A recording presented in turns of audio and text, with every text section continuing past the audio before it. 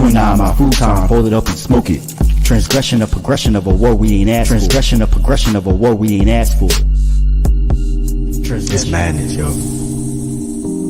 All the things that we could talk about. Call it. But let's talk about these urban circumstances real quick. And basically, it's we got this. So, Revolution. Winner's frosty hand. Muhammad is the fame's name, forever stand. Standing on royal fusing of justice for the few, ridiculed by the pale terrorists, bent on genocidal obsession, rooted in fear of neglection and abandonment, fueled by nightmares of ancestors' jealousy.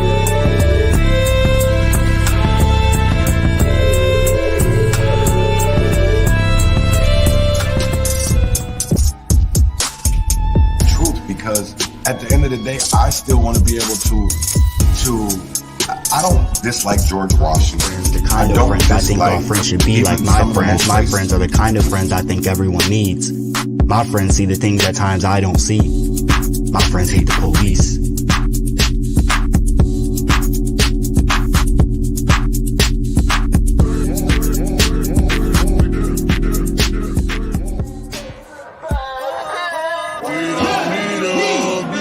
What has changed?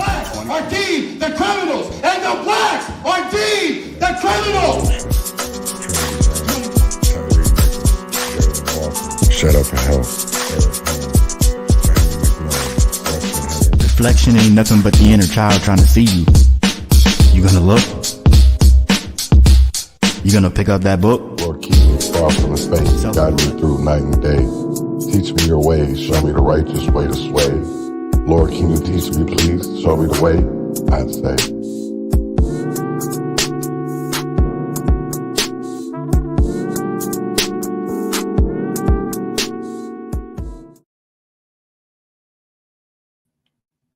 Good morning,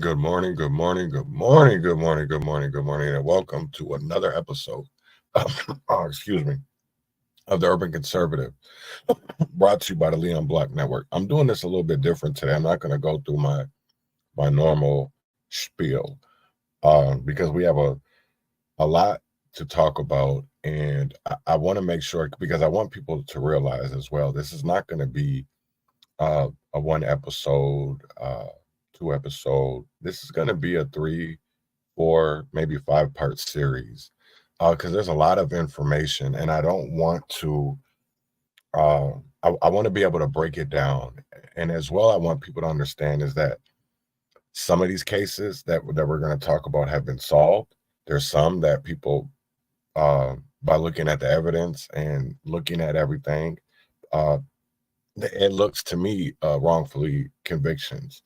And also we're going to show you. So let me say this. I met an individual a few years ago, and has been a blessing to me. And I know he's been a blessing to others in this movement, other families that he's helped. And if people don't know who I'm talking about, I'm talking about Robert Johnson. He is an individual that is very smart and wants to fight injustice and wants to do it by educating people about the wrongs that are done in the system and why the system is doing and allowed to do the things that it does. So without no further, I'm going to bring him up. So goes by Crazy Corpseman on Twitter. So there's a story behind that. I was in the Navy for 10 years and I always stuck up for my guys. They call me the Crazy Corpsman because I would go toe to toe with anybody to make sure my guys were taken care of. Right. And that's the way that it should be. That's the way that it should be. So I'm going to give you some time to explain who you are, what you do, and why you got involved in this. And then I want to get into Minneapolis. So everybody here is Crazy Corpseman and his story. My name is Robert Johnson. So I We did 10 years in the Navy, got out, ended up moving back up here. Me and my wife were both from up here. We had a house out in Arizona and then bought a mobile. We rented that out and bought a mobile home up here with the goal of being able to sell both at the same time. And in 2019, we sold our house out in Arizona. And while we were in the middle of doing that, we were in the middle of closing. The trailer park up here flooded, and they didn't have any like emergency plan or anything like that. So it was a show. Let's put it that way. In a poop show. But shortly thereafter, we started having issues with our home, and we ended up figuring out that nothing was ever done right on the installation. Tried to fight that. Fought it with the city. Fought it with the people that installed it. Ended up losing a home over it. Because all I was trying to do is like, hey, I can't sell it if it's not up to code. And there was huge things like floodplain standards. I mean, federal regulations that they weren't doing. So I was fighting that with the city. Come to find out that the inspectors just sign off on whatever they want for the mobile homes. So I was like, okay, they do it for the mobile homes. Do they do it for other rentals too? Come to find out, most of the places in Minnesota don't do it for mobile homes or like the non-owner occupied. If it's a rental, they'll basically sign off on whatever. So I started getting involved with some of the tenants' rights stuff up in the cities. And then that's how I met you. And you actually got me in contact with Marvina to review Marvin's case. Because my background in the military was that I was aviation med tech. And one of the things that was my job was to do and teach pilots how to do aviation mishaps, where you go out and investigate a crash, that type of thing. You have to figure out where the bodies are, everything else, and then you have to figure out what happened, their statements, if they're survivors. And so there's a certain investigative process that we used, and that's how I ended up coming at Marvin's case. And the more that I looked, the worse it got. And things were quite obvious on what happened because nothing was lining up. The witness statements didn't line up, and based on my experience with witness statements, we come at it totally different than the cops do as far as trying to get the truth. Like we do a 24-hour history where you obviously know who got in a crash, but you have them write down what they did for the past 24 hours, and then you go over it with them and stuff. And usually, like if multiple people have the same incident that happened, it'll be similar, not exactly. If it's exact, they're usually coached, okay? But it'll be similar. Like you see the accident from the left side of the street, somebody sees it from the right side of the street, you're seeing it from two different angles. So that's how I approached Marvin's case, and ended up finding that basically the whole thing was ramrodded, and they were covering up a lot. We're still waiting on almost 3,000 emails back from, or pieces of paper back from the FBI, because that flower shop was actually an illegal gambling ring that had been investigated from the 70s until the mid 90s. Now, I don't mean to cut you off, but you brought up a part about, the flower shop and that being, investigate or, being investigated. And now I want people to understand that this was public information during that era. It was public information because we could find archived articles. And that's one thing that really is going to be spotlighted in this is archived information. And I want people to understand that everything that we're talking about is public information. A lot of it is just archived. It's things that you can look up for yourself. It's just that people don't have the patience or the knowledge to be able to do so. And let me shut up so Robert can get back into his story. Yeah, almost everything I do is public information, or people can do data requests for, and I can show people how to do that. I have videos about that. I plan on doing videos about how to walk through this stuff, and also people's rights and like how to be able to look up the court cases and stuff like that. So that way people have that knowledge. But as I was looking into that, yeah, I started looking into this stuff from the past because, like, hey, what was going on around that time? Found stuff about the Jerry Haaf stuff and stuff like that. But if you go back just a tiny bit further than that, in the 80s and the 70s, the cops were literally at the illegal gambling joints doing hookers and blow. Even the FBI was with them. And so when the cops were saying, hey, yeah, we really know that there's illegal gambling here. They did. And when Stanek said, "Hey, I used to go there," what for? You know what I mean? If it was a crack house, they'd have more questions. And none of the evidence of the illegal gambling ever came up. There was evidence withheld, and the biggest piece of evidence withheld was probably a chair. Because if you look at the actual photos, there was a chair that the guy was sitting on that's full of blood that didn't get entered into evidence that explains the trajectory angle of the bullet and everything else. Just totally blows up their entire story that he was standing behind his sister. So, but yeah, I mean, so I started looking at, hey, is this a pattern in practice? Who was all involved? Who was the prosecutors involved? Who was the cops involved? And look at their histories. Okay, so then you start off at a known point, which was the incident, and then I looked at what are these other people's involvement too? What are these kids' involvement? You go down the list. Well, the kids' involvement was this. The kids that said that they were going to go hit a lick, they actually went and robbed somebody later on that day and got arrested for carjacking somebody. And so they knew what it was. They knew where the supposed weapon that Marvin had was actually at another scene. And so like a gun can't be in two places at once. And they got those kids to basically say stuff in order to get their sentence reduced and stuff like that. And that's a history that you have found as well through uncovering Minneapolis and just going through things too.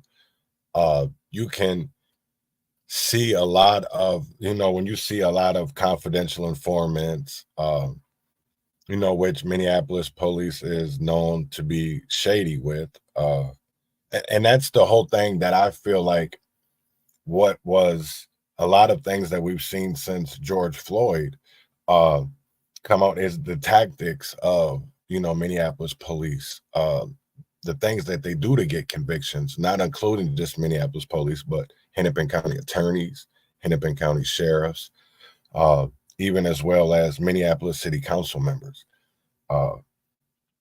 So I really want people to just really think about this, because a lot of the information and everything that you're going to hear, that you're going to see, some of these people are still alive today and are out as community members, or they're in elected seats, or they have power that they should not have, because an injustice anywhere is an injustice everywhere.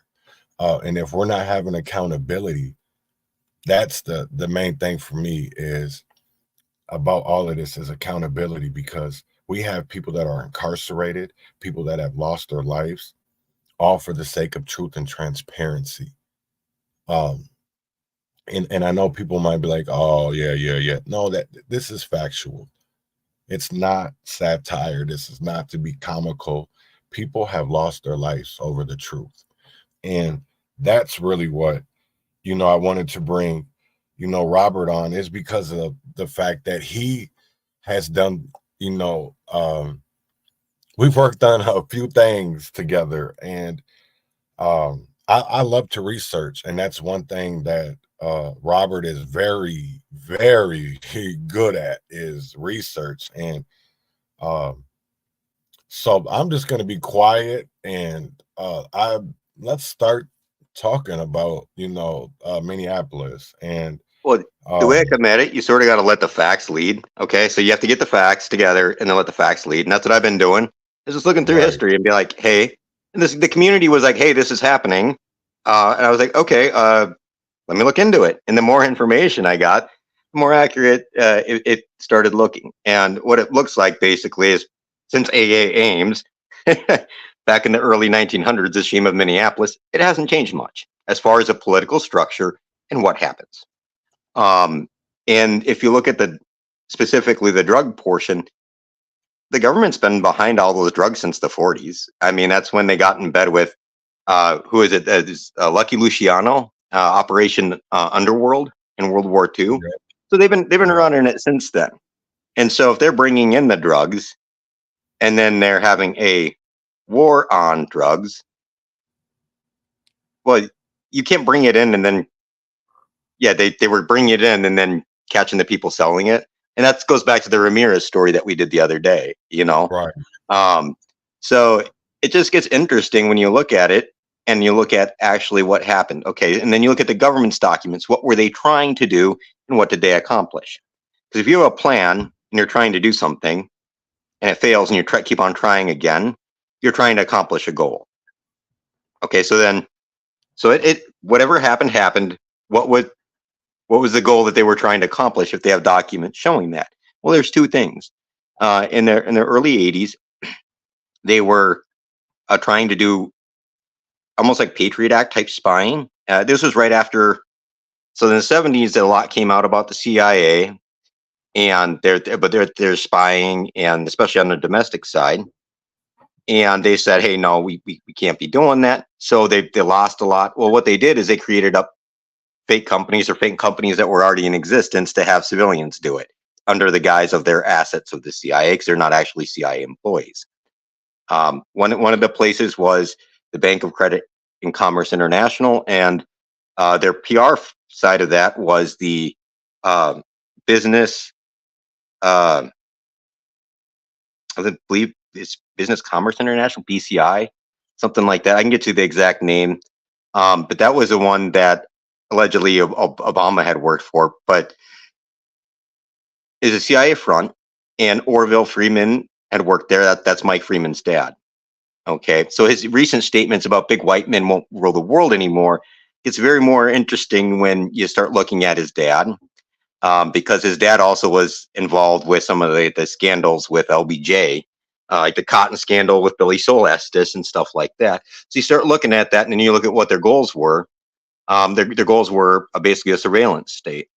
And what they did was they created a problem, they had a reaction, and there's a solution. In order to be able to get people to give up their freedoms, that's the way that it works. Okay, problem, reaction, solution.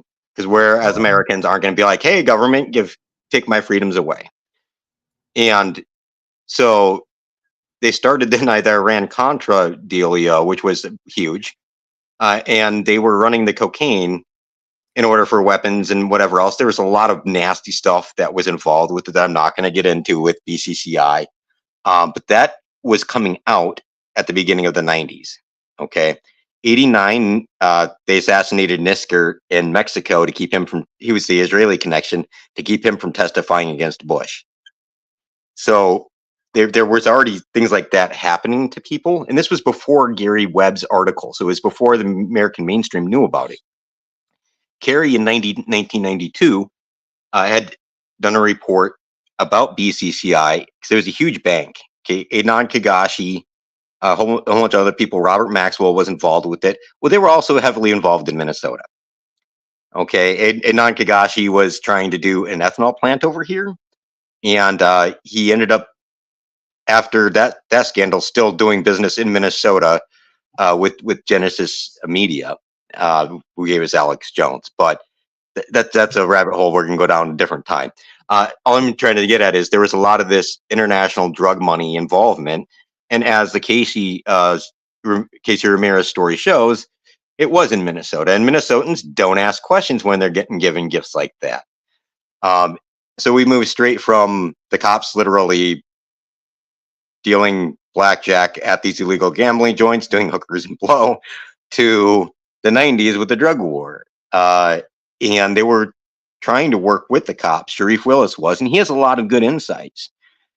And then after the Jerry Haaf murder, things went downhill. All the national attention got put on the gangs and gang violence, at least especially in Minnesota. And that response right after that, they pushed the tough on crime bills. And in Minnesota, the person doing that was James Terwito, who was in charge of the County Attorneys Association. And he's from Jordan, Minnesota. Okay, and he took over for the lady who had gotten in trouble for the handling of the sex abuse case in Jordan, Minnesota, where they totally messed up the entire case. Now, some of that was questionable, but some of that actually did happen. Okay, because I know those kids that grew up around there. And so Hubert Humphrey had come in and took it over and all that jazz. Well, looking back on it, with the Epstein stuff, what do they use that type of stuff for? Blackmail. And there's been plenty of things that have come out of Jordan since, like the Hennon case, where it probably did happen. So they cover up their own crimes. They actually do commit crimes sometimes. and they're running in the drugs, right? So there was trying to be a change with United for Peace, and it gets really interesting when you get into that on what exactly was happening, because Sharif actually testified in front of Congress, in front of Wellstone, which I'll pause and let you go into a little bit what you know about that. We can show the clip, and then we can get into the case a little bit more. Okay. You want me to play the clip now? That'd be beneficial. All right. Yep. Nope. I will play. So here is the clip from Sharif Willis, and I want people to. This is July 23rd, 1992. I want people to remember that date. Growing up, where weapons were not really the as much of a threat, at least serious violence we're seeing today. With your programs today, are they? Is community policing a part of this effort at all in the Twin City area? Well, the United for Peace effort, in which we pledged support of each other in May, was endorsed by the Deputy Commissioner of Police, Deputy Commissioner DeBraca, as well as we've had a lot of dialogue with the Chief of Police. Mm-hmm.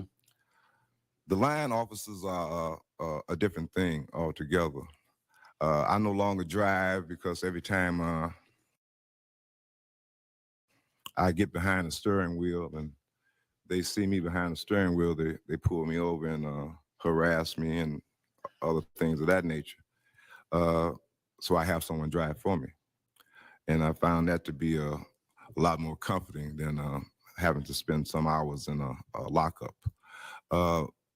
I think that there's a lot of frustration on the part of police officers in this country. Mm-hmm. I think they're just as manipulated as those individuals who are plagued with drugs and everything else. I think they're actually puppets.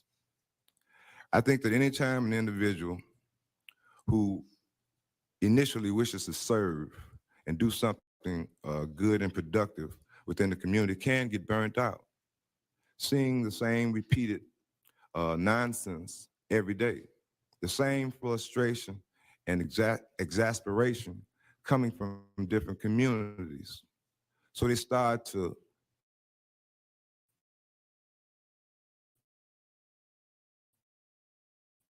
hate those individuals.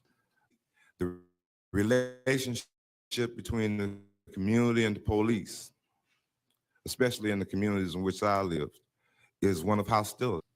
And I think that drugs is responsible for that in a large part. I feel that the war on drugs is a fallacy. I think that the United States government has endorsed drugs to come in by virtue of the fact that we are the most technologically advanced country in the world. I seen a newspaper, I was listening to a radio interview that Senator Durenberger gave once on WCCO, a Minneapolis station. And he was talking about this satellite that picked up a picture of a gas can in the jungles of Vietnam. And I wondered right then, if we were that technologically advanced, why couldn't we pick up the caravans that were coming out of Colombia, bringing cocaine into the United States? And this has been expressed numerous times. I just came back from Chicago, where we took a United for Peace delegation down there, and we're supposed to meet with 2,000 to 3,000 brothers, but we end up meeting with about 400, and that's a respectable number. Anytime there are individuals who are conscious enough to try to make a difference and try to make a change. And Chicago is really devastating. We were really pleased that they asked us to come from Minneapolis to try to impact something on them. And I looked at all of the deterioration and the decay, and I wondered, was this like this when I was coming up there, or was this something new? And I determined that this was new. This was the blight that it came from all the drugs and all the uncaring within the African-American community.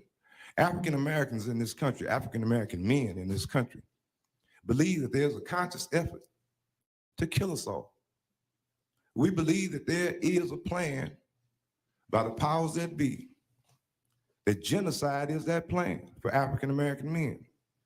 And I can go into a number of ways in which to express that. You have various nationalities come into this country and automatically do far better than African Americans. You say African Americans are lazy and all the rest of it. I have every day dealt with violence. I go to more funerals. I go to more crying mothers.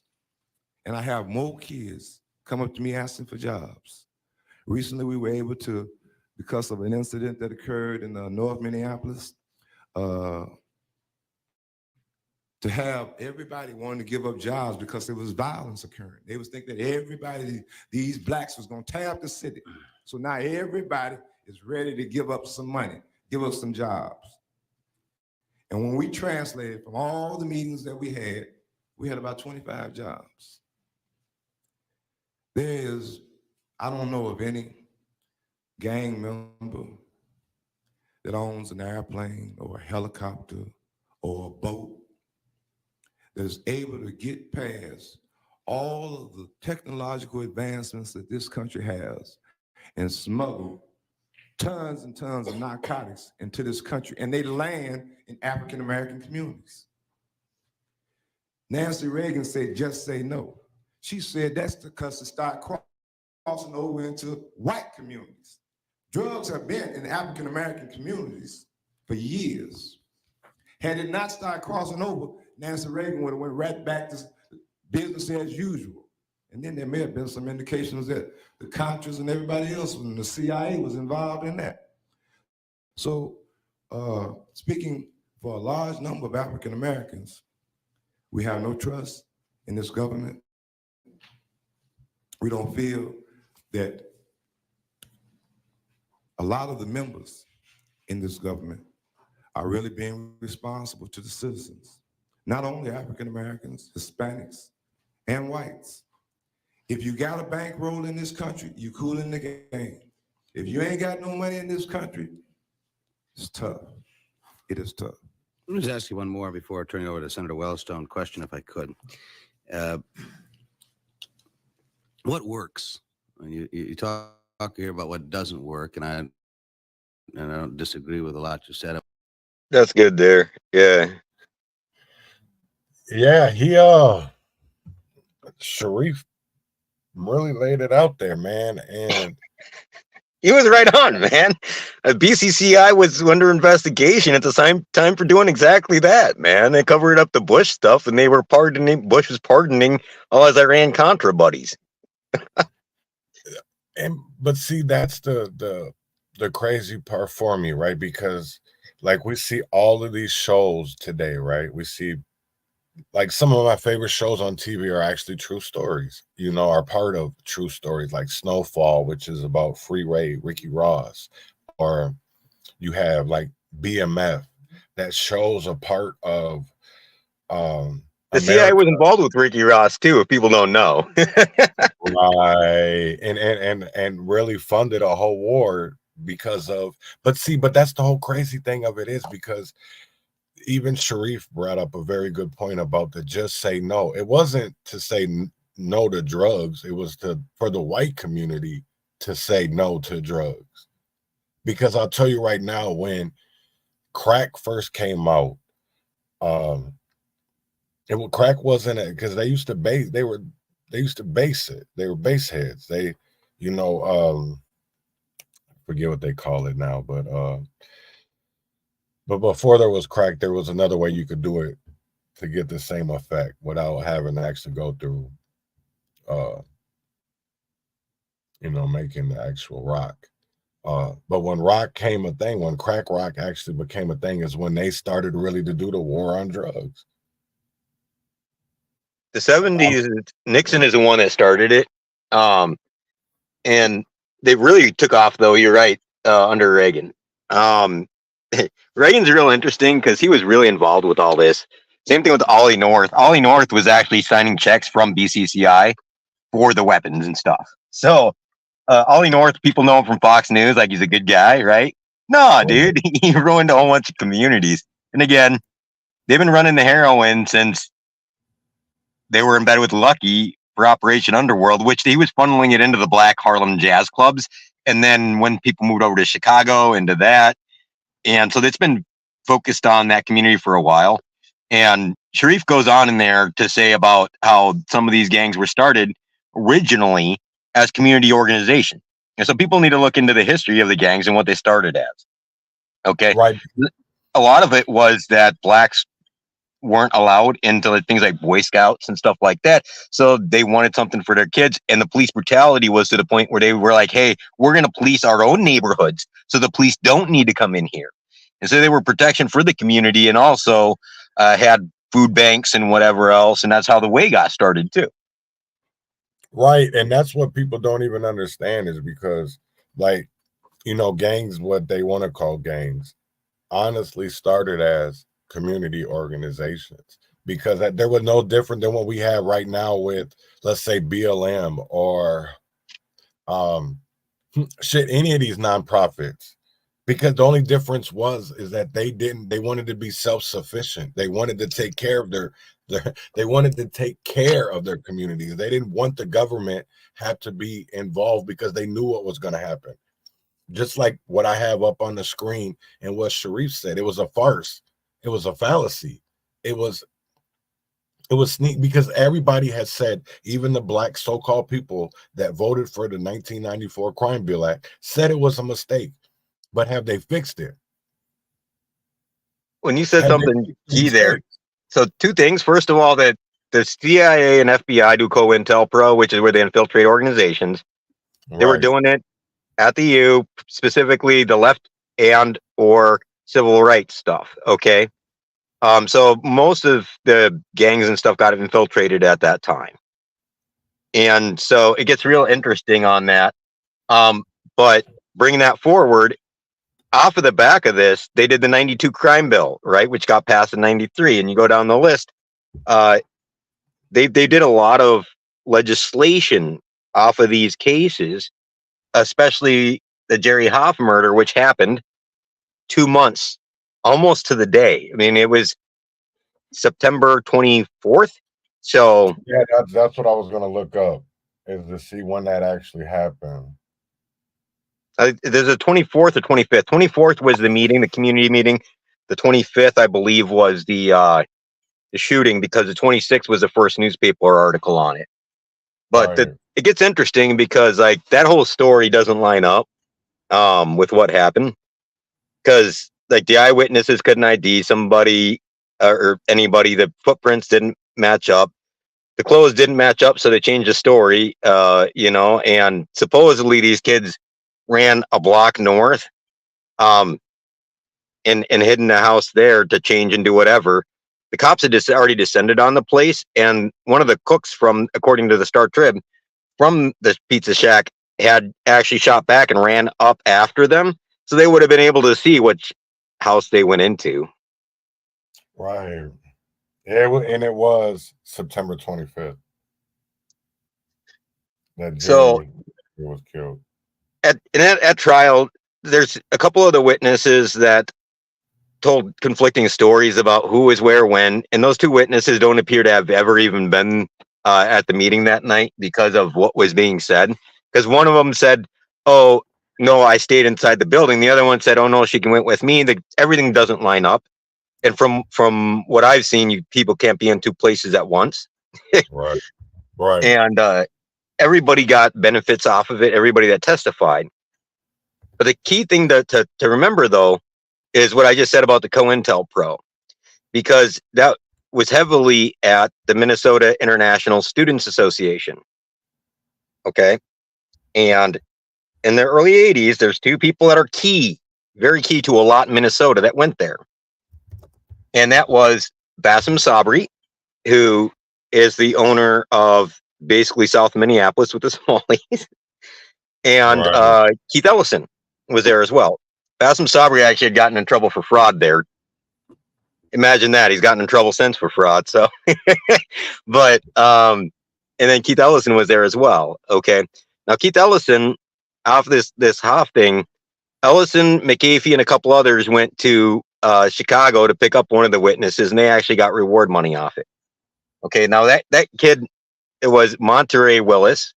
Monterey Willis was in trouble out in Chicago for a robbery and murder that he did out there. In exchange for testifying up here, he got very special treatment and a whole bunch of other stuff. Everybody else that testified got interesting stuff. But Shannon Bowles testified, and it's real interesting, that one of the witnesses, a kid named Ricky, and Ed Harris were the two that actually killed them. He was at a restaurant down the street, and he's been trying to tell that story for a long time. Because he said that's who did it, you know? And guess who's dead? A couple weeks later, Ed Harris. And the kid Ricky gets WITSEC and gets moved out of state with his entire family. He gets a really cushy life. And I'm not making conclusions on that, but the cops were pissed off about working with the gang. Then you had all these laws that get put into place, and then they did the benefit of the gang stuff. They did the whole anonymous jury. That was one of the first cases in Minnesota, and they pushed that. The judges had secret meetings behind closed doors, and then also during the jury deliberation, they were hung because they were saying that if it was a white kid, he'd get off, and they were afraid that it was making it racial, and that somebody needed to be caught for it. And the cops were out there brutalizing people. They even said as much. Hey, they had to blow off steam afterwards, so they had an excuse then to go beat the hell out of people. Sharif ended up getting locked up out of this too, shortly thereafter. And if people can get unlived and beaten up, and you go down the list, I've shown you the articles, and we'll show some of these articles, and we'll go more in depth with some of this stuff later. But one of the articles, some of the stuff right now, trying to see if I was trying to actually look something about Haaf what you just brought up, but I'm just trying to find. I know where the articles are in the Dropbox, because I have a Dropbox with Chaz.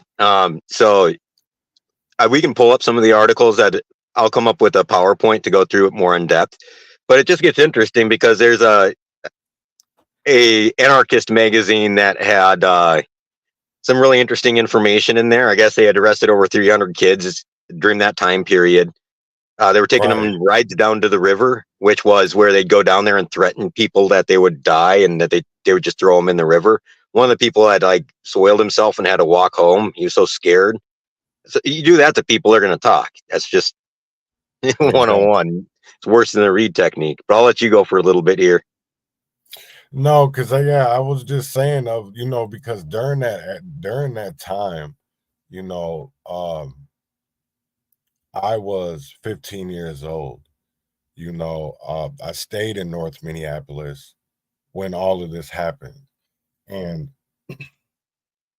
I remembered Shakey's Pizza, Pizza Shack, whatever it was called, because it was right on Lake Street, and South High School, where my mom worked, was right behind it. And that was a busy area because that's where a lot of people hung out. And what really shocked me about this is because I remember when we first started talking about this and we started looking at, archived information, because there's different blog. Don Allen reported a lot on this, talked a lot about this. Ron, rest in peace, Ron Edwards, also talked about it a lot. But there was people that would talk about it, but honestly, it wasn't people that would be, coming out broad daylight and tell you what was going on, because people were being hurt. People were being jailed. People were being killed over this. And this has gone on for years. And I just remember stumbling on a Facebook post one day in True North Minneapolis. And it was about an incident that happened in 1992, right before school got out, because there was a big fight. And That's what really kicked off that bloody summer. There was a large fight in May of 92 that really kicked off a lot of violence at a high school, City Inc. Over South, between the Vice Lords and the GDs, which really, and that's where I feel like there were, because and that's why I'm gonna love having you on here and being able to explain this, because as somebody that was, out there and was living it, to be able to also tell the story. Because what's crazy is most of your elected leaders, most of your community leaders, they're not telling y'all this for one simple fact that they weren't here. How you going to tell something if you don't know about it? If you don't know about it, because what's crazy is you're going to see so many names come up. So many names come up that are community leaders today. And then you're going to be like, damn, how can people work with people like that? Because how do we have, and it's just like Sharif said in there, is that, they created a problem and then wanted to come into the Black community and to pay people to get rid of that problem. What's crazy is, as he was saying that, what was coming into my mind? What I could hear him say? Violence interrupters. What's anything different that they're doing now? Because we have a fentanyl crisis. We have people that are getting locked up at big ass numbers. He talked about immigration. You got to remember, this is July 23rd, 1992. And they're still speaking about immigration. And today is what? 2024. That was 20. Oh no, hell no, that was 32 years ago. Damn, I got to get my math right. It gets real interesting on it, man. Because you're right on with that. And the thing of it is BCCI and the CIA were really involved in Somalia and that. And so Right. I'm not saying anything bad about immigration, okay? But when you have people that are beholden to a certain entity then brought over here, and that entity's involved in not nice things, they're probably going to continue in those not nice things. You know what I mean? Mhm. And we were funding really bad guerrilla warfare. I'm not gonna lie. We were funding like Iran Contra earlier than Iran Contra, and they were still doing it in the 80s. And he's exactly right. They were bringing in, because in the 70s, when they had the population scare after the 68 riots and everybody fled, right, the white flight, that's when they started bringing over the Hmong to have enough population in Minneapolis to maintain its voter base. And they've been doing it every few years since. And the same thing with the riots that in the Black community up there. Okay, every 20 to 30 years, it's a cycle. The riots happen, things get burned down, and Black businesses suffer and Black individuals suffer. And I'm not saying that it wasn't about true things, but that's the way COINTELPRO works, is that they take a real issue and they make it radical, either to the left or to the right. And they also try to incite violence or some sort of illegal activity because they can't arrest people for just being people. Although they have. I mean, I used to read documents where they literally, the FBI was like, hey, go arrest this person that was part of some movements at the U. Right. So, and if you look at the violence, you said the violence interrupters. Well, okay, 93 is when some of these organizations that are currently in existence that are pretty shady got started. Okay, and shortly thereafter, who became the violence interrupters and the leaders in the community? You look at those that were self-appointed in the community, but even in the 98, Ellison and them were still talking about the CIA running drugs, and it was coming out too.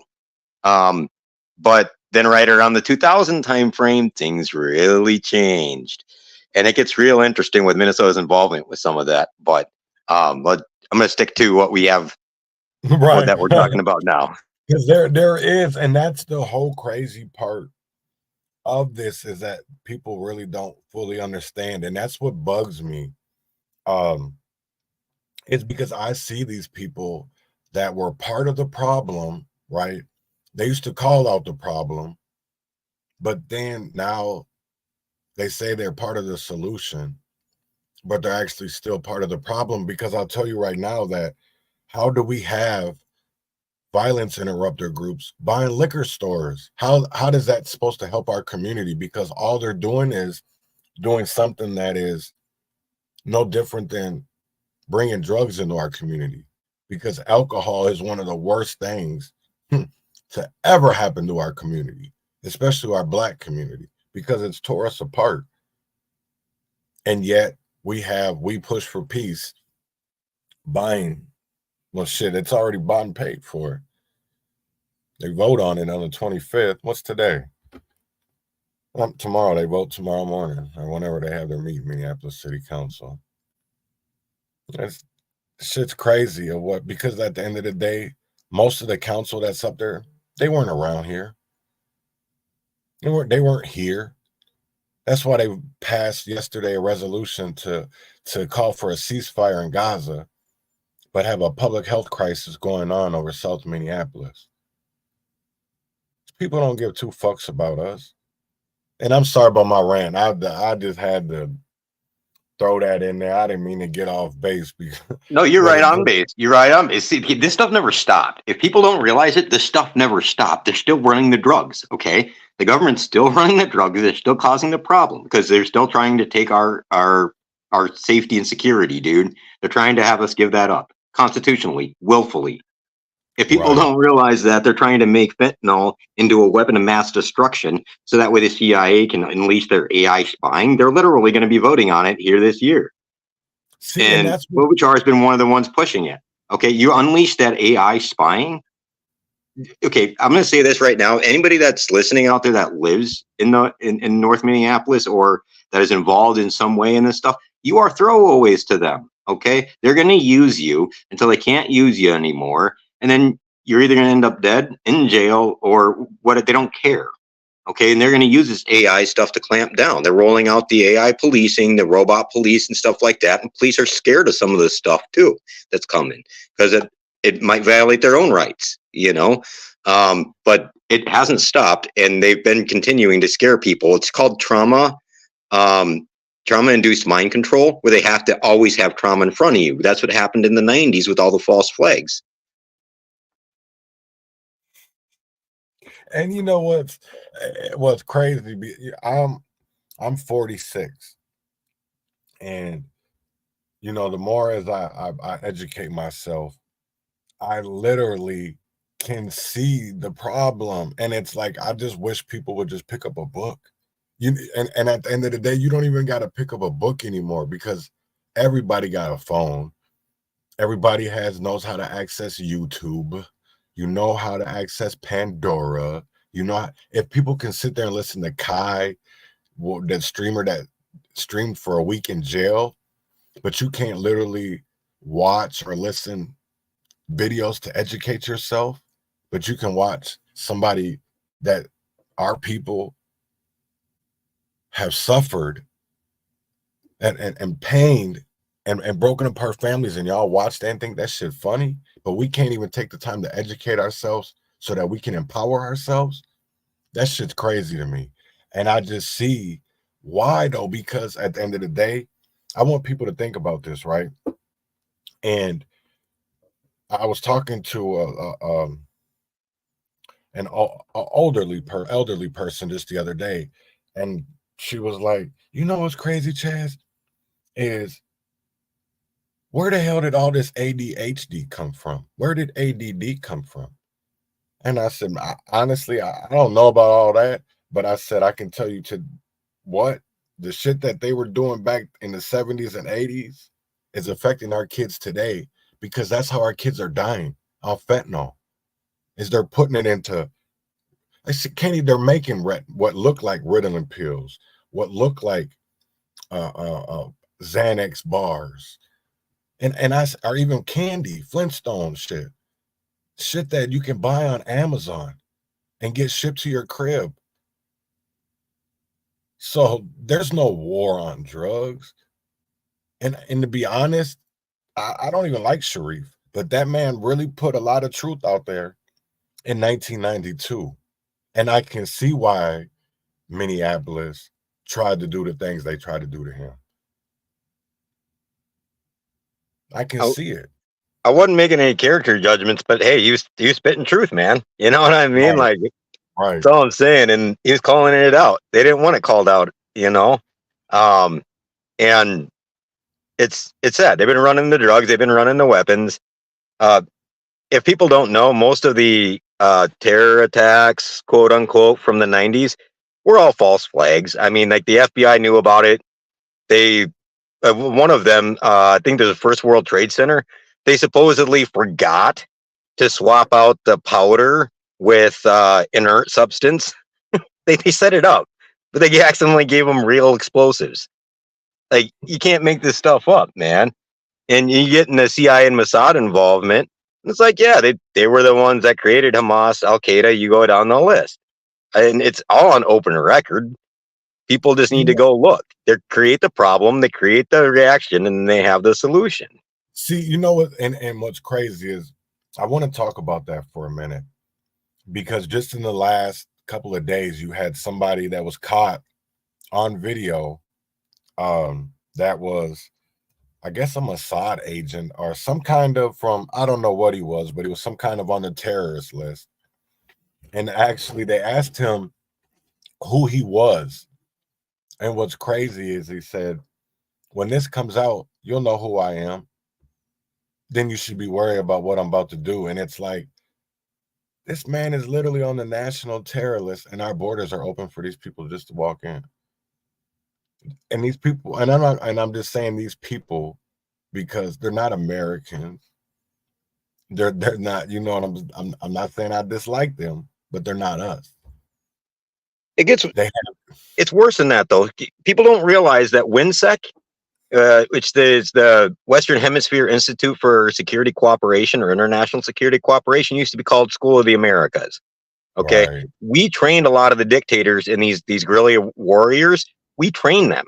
Okay, they're CIA assets. People don't realize that. The CIA is not for us. They're for the international global corporations. The Dulles brothers were the ones when they started the CIA with Vavinar Bush that brought their old companions from Sullivan and Cromwell, and then they've been doing it with all their drug banks too, like BCCI, Bank of America. They're all, you know. And Minnesota has a good history with that. You know, Northwest Airlines was a CIA front. The same thing with Misabi Airlines. Right. They were running the drugs from China in that, and it's all on record under Northwest Orient Airlines. This isn't conjecture. You know, you can go look it up.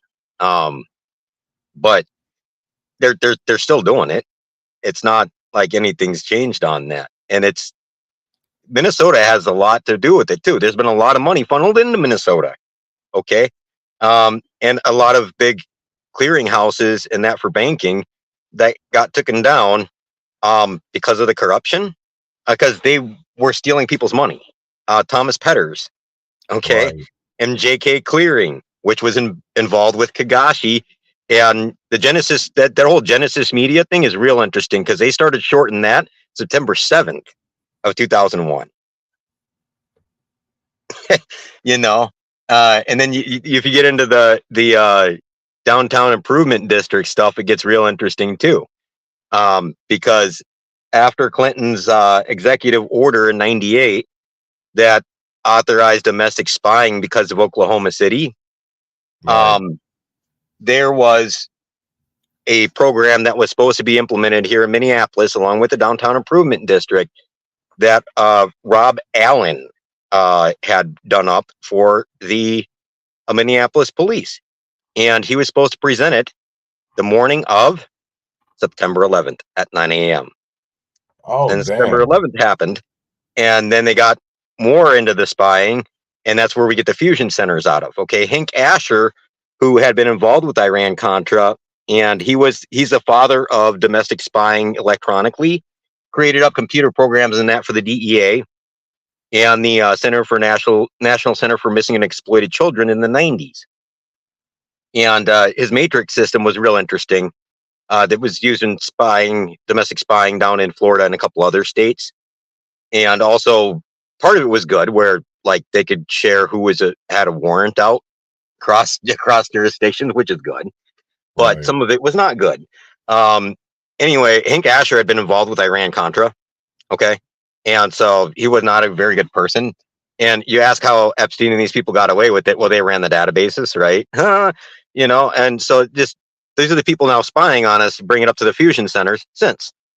These are not good people. They brought all their Iran-Contra, Poindexter, and all those guys back to run it again. So the reason why they're not getting the drugs anymore is because they're tracking it. They know it. They know where it's at and which shipments are safe and which ones need to be hit to make it look like they're doing something.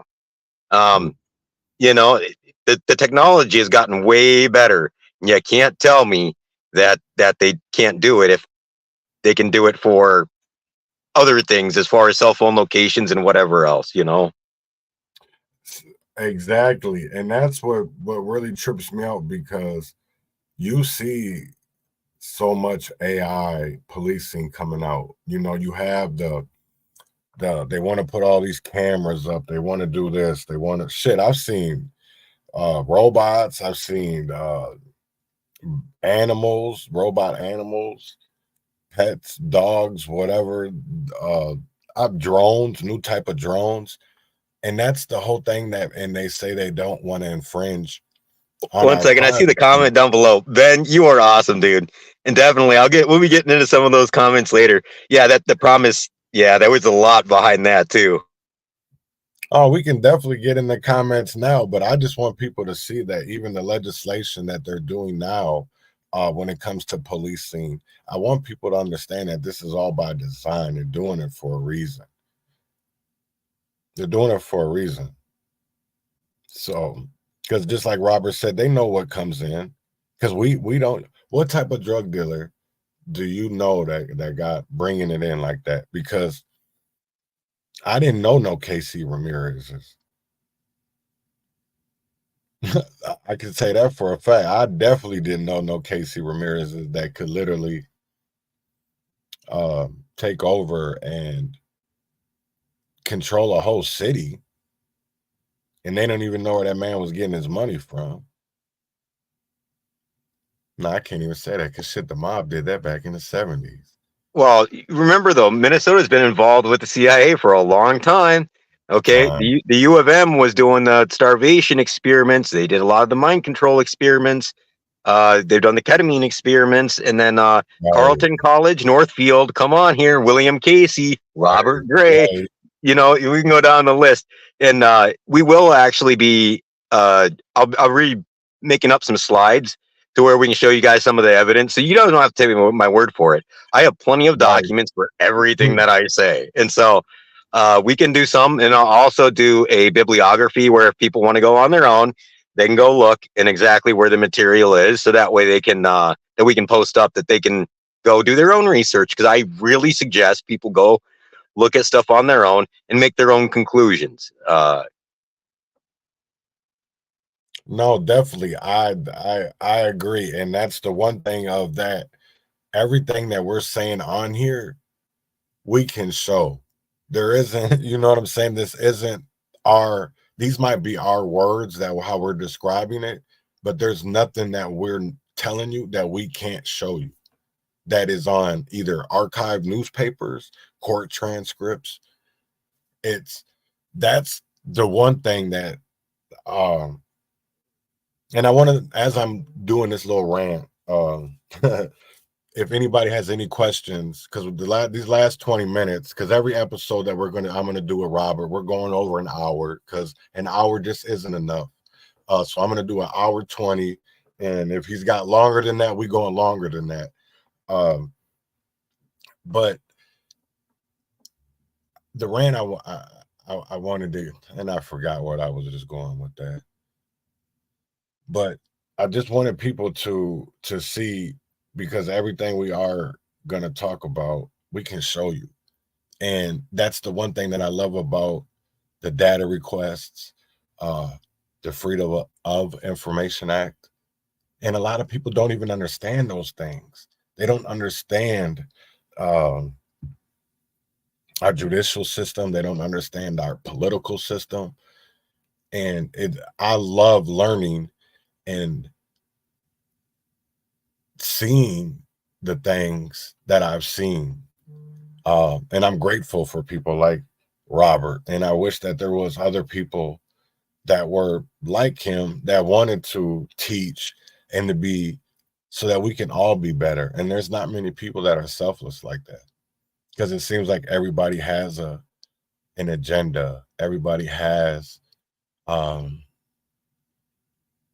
what direction, that they want to go, instead of being about, community unity. It's about me, Just keep your myself, mind and I. open as we're Right. going through this. Keep your mind open. That's how I come to a lot of this stuff, is like, I keep my mind open. Hey, what are the facts? Okay, you find the facts, and a lot of times the stuff they don't want you to look into, and it's like, well, yeah, it's true. Okay, well, if it's true, then we need to double check. Yeah, William Barr was one of the ones involved with BCCI. There's other people as well, because BCCI was running an extortion ring very similar to Epstein, but they were doing it out of Pakistan. BCCI, their main thing was foreign money and foreign workers, because in the beginning of the oil field, we brought over a lot of Middle Eastern workers, okay, and they needed a way to send money back home, remittance back home, and that. And so that's where BCCI came in, and BCCI stole their money. They were very specific, like, hey, these people we can steal their money, but we can't do it from the cartel because they'll kill us. Right. Right. But I mean, they did the buildup of the Middle East. So a lot of the places in the Middle East that are pro-Western, they've built up. And we actually leaked Pakistan the nuclear secrets and stuff too. So we fomented a lot in the Middle East. And that's the reason why they hate us. Same thing with the Central America, is like, we overthrew a lot of their governments for the past 100 years. Smedley Butler talked a lot about that before World War II. But keep your mind open. And the things that I'm saying about Minneapolis, how I found out about it, is people told me. And I was like, instead of just being like, oh yeah, no, it's not that bad up there. No, I listened to them, and then I go look it up, and they were right. So if they were right, they were right. That's how I've been finding out a lot of this stuff. It gets real interesting because BCCI, one of their fronts, it was First American Bank. And during the insolvency, guess who was counsel for them? Jones Day. Guess who's really embedded with the CIA? Jones Day. Who did the consent decree up here? Jones Day. Right. And that's the whole crazy part for me, is like, people don't even, it's like thrown right in front of our face. But because people are too undereducated, you have community leaders that know, but honestly look the other way now and just allow it to happen. That's what pisses me off about a lot of our so-called leaders. If it doesn't make money, it doesn't make sense, as you say. Right. And doing the right thing don't make sense. I was looking for something because I'm looking in the Dropbox. Just an overview. We're going to be bringing this up to today, okay? And so we're going to be going through some of the history behind it. We're going to try to focus from like the 90s till now. There might be a couple of backstories that we have to do to explain some of this stuff. Right. Because if people, it sounds like a big conspiracy, and it's really crazy, because it is, and it's true. I mean, they were actually doing it, and like Hubbard Broadcasting from up here tried to get the CIA to use their satellites, okay, for free. The CIA declined. Minnesota's been in bed with a lot for a long time with that stuff. And you have to go back to where the OSS and CIA started, who was there and what they were involved with. Because a lot of these people also started up like the RAND Corporation, NASA, stuff like that. And a lot of the stuff behind it sounds crazy, but when you get into the esoteric stuff they were involved with some really crazy like rituals and stuff. And their beliefs, we'll have to show it in their own words. It gets pretty crazy. But overall, their goal is to, help these big foreign corporations out. And they think that they have some sort of knowledge that the rest of us don't, and that they get to rule over us. And so their goal is basically to create up a technocratic society where they get to rule over us. But they have to do it like willingly, because the Rand Corporation came up with game theory shortly after World War II. And if people don't know what game theory is, if you've ever seen the movie A Beautiful Mind, which we'll probably show a small clip or similar to, but that was where they came up with the idea of, hey, if we all try to do what's best for just us, we fail. And they were talking about trying to score girls at a bar. Okay. That if they all try to go for the hottest girl, they're all going to fail and get rejected. And then their friends are going to be like, hey, I'm put off by that. But if they all go for their friends first, then they all get a date. I'm not going to go any further than that, but that's where game theory supposedly started from. Okay, that's according to the movie. But the theory is that if we all work together, that we will succeed more. And if we are all competitive for the same goal, only some of us are going to achieve it, but then you create division. Well, they had the solution right there. And instead, what they've been doing is purposely dividing people since, because of the more that they divide, the more they can control. And they control most of the options put in front of you. So you don't have to go with the government options. There's a third option, and that's saying, nope, not going to do that. I think we can do it better. And we can do it. We don't need the government to do it. We can do it for ourselves. And a lot of it comes down to education and educating people and making sure that people are taken care of. And small things. I know you and Rev talk a lot about reparations. There's a way to do that.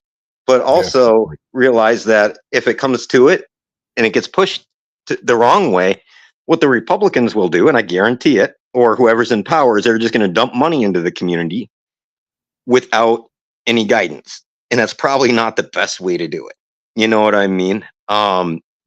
There's a way to set it up where people are landowners, business owners, and having that knowledge where you actually own the assets, just like the Black Wall Street was. There's a way to do that, and they've always thwarted it.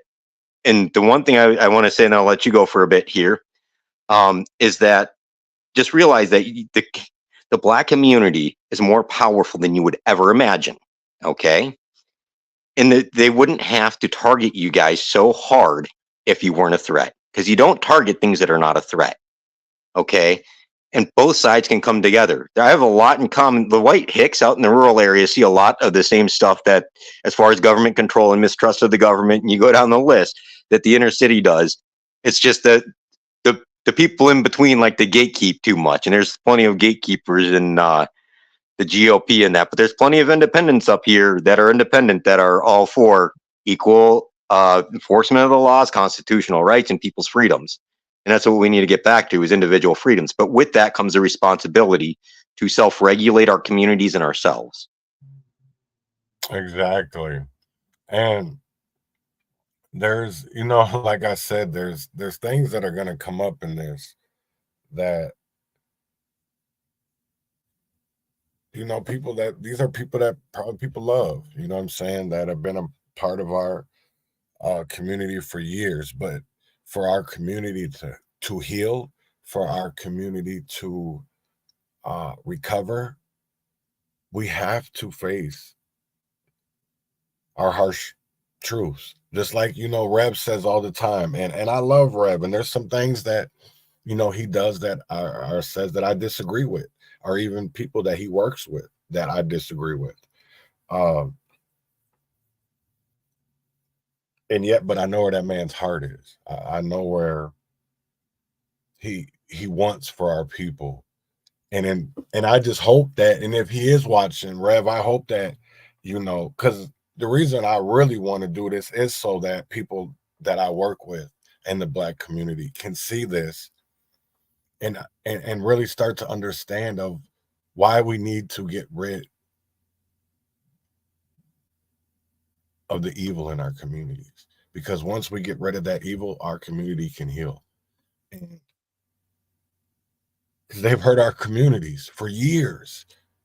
For years, they have hurt our communities, and they continue to this day to continue to hurt our community.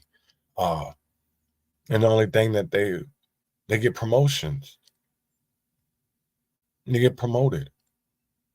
They get taken care of. They get to buy the house out in Brooklyn Park. They get to get the nonprofit so they can make up LLCs and have hundreds of violations and nothing gets happened to you. Or you can deal with people that have been convicted of embezzlement, fraudulent behavior when it comes to taxes or doing shady deals. And they get to be university presidents. Exactly. Or they get thousands and thousands of your taxpayer dollars. Or they go say they speak for the Black community, but in all actuality, all they're doing is raping the Black community. Because they're not speaking for us. They're not speaking for North Minneapolis. And they treat the poor white community the same, but just people don't see it. They don't. Right. And that's what I'm saying. And on the reparation stuff, if we stop the money going out to foreign countries and that, my position on that, I want to be clear. I come at it from a totally different position than most people do, is that if we've done whatever we've done for people that have come here from other countries, even let's say from the 1800s, all those Eastern Europeans that came, if we've done all this stuff for everybody else, we should probably also make sure that those that unwillingly came here are taken care of as well. Exactly. And we can rise up together and be successful together without being divided, because they want to keep us divided because that's how they keep their power. And so that the foreign money and stuff like that, there's a way to do it using existing money that's already in play and do it appropriately. Things like term life insurance that you can borrow against where you're paying yourself back. Okay. Stuff like that can be set up in the appropriate ways. Exactly. Because there is things that we can do. We don't need the government. It's not what our government was even built for. Maybe it was. I don't know. Because I'll tell you right now that, because I've read hundreds and hundreds of documents, and it blows my mind. And then at the end of the day, I have to look at myself and be like, Chaz, why does it?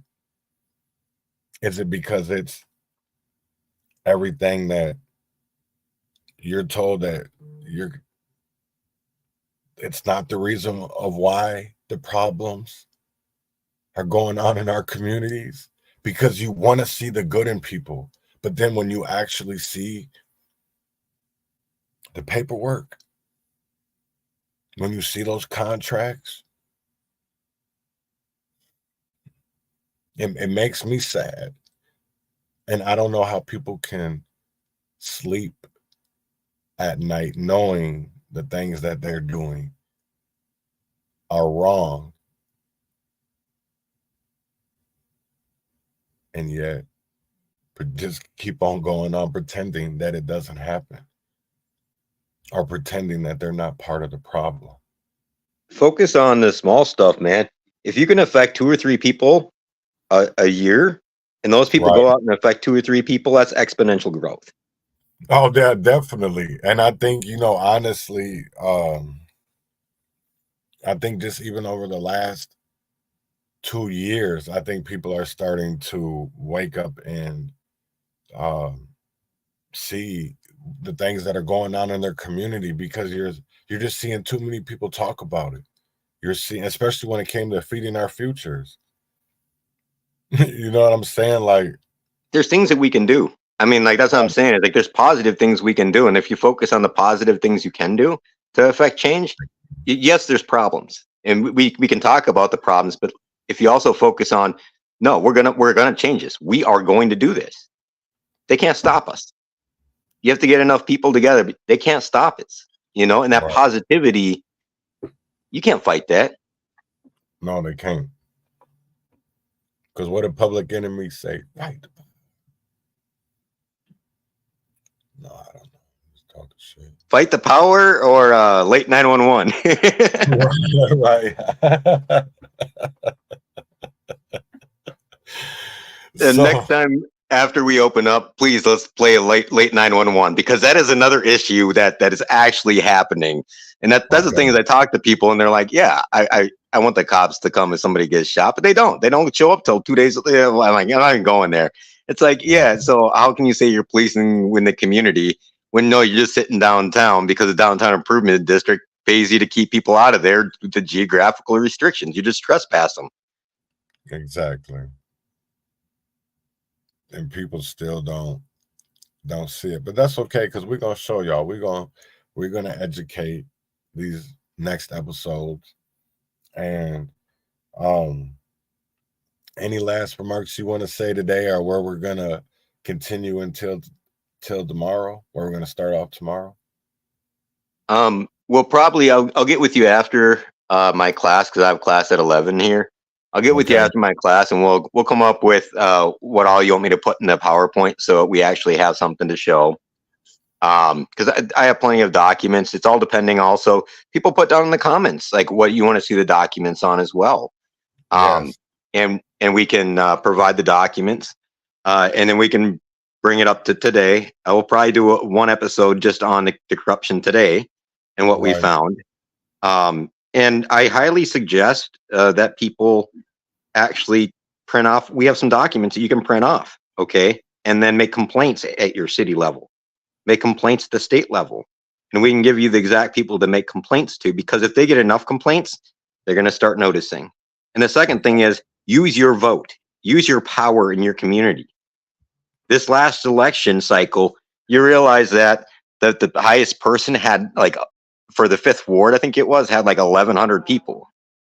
You know, so there's way more that we can do on the local level to affect change. Who you're voting for county attorney, the judges, you know, you go down the list. That has more of an effect on your life than who's president. And with the local corruption, we gotta get the truth out there, because this is huge, and it's from the local level all the way up to the federal level. So y'all heard that. Come back tomorrow, 9 o'clock, same time, same place. Win or fail, freedom or jail, heaven or hell, wish me well. We'll see y'all tomorrow. Every day, fighting for my life. Every day, fighting for my life. Fighting for my life.